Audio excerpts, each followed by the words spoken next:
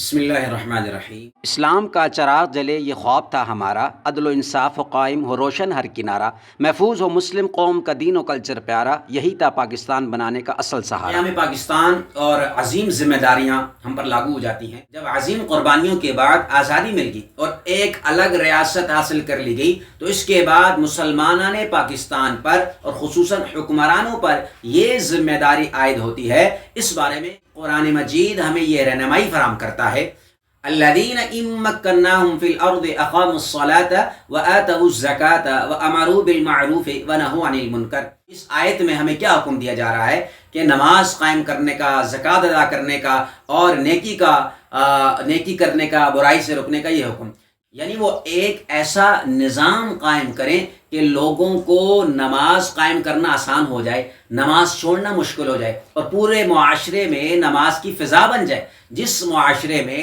نماز کی فضا نہیں بنتی اس معاشرے میں نحوست ہی نحوست ہوتی ہے، اور جس معاشرے میں نماز کی فضا بن جاتی ہے اس معاشرے میں برائیاں اور جرائم کم ہو جاتے ہیں، برکتیں زیادہ ہو جاتی ہیں، اور اس معاشرے میں نماز کی یہ برکت واضح طور پر نظر آتی ہے جو قرآن مجید نے بتائی ہے، ان الصلاۃ تنہی عن الفحشاء والمنکر، بے شک نماز بے حیائی اور برے کاموں سے روکتی ہے۔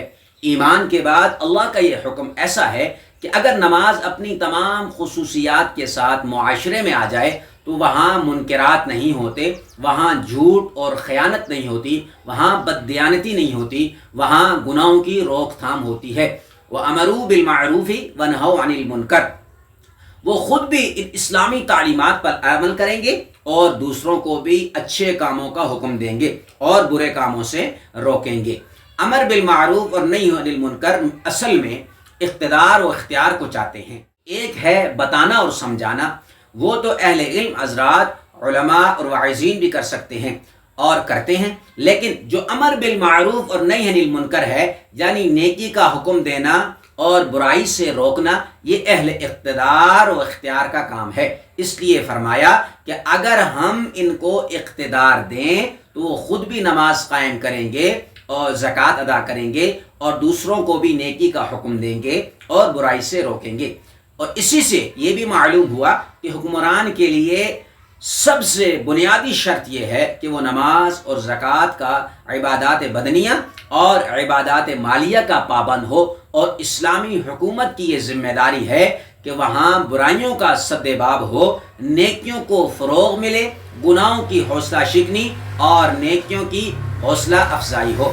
اللہ نے جب حضرت داؤد علیہ السلام کو خلافت و اقتدار عطا فرمایا تو حکم دیا، یا داؤد انا جعلناک خلیفۃ فی الارض فاحکم بین الناس بالحق ولا تتبع الہوی فیضلک عن سبیل اللہ۔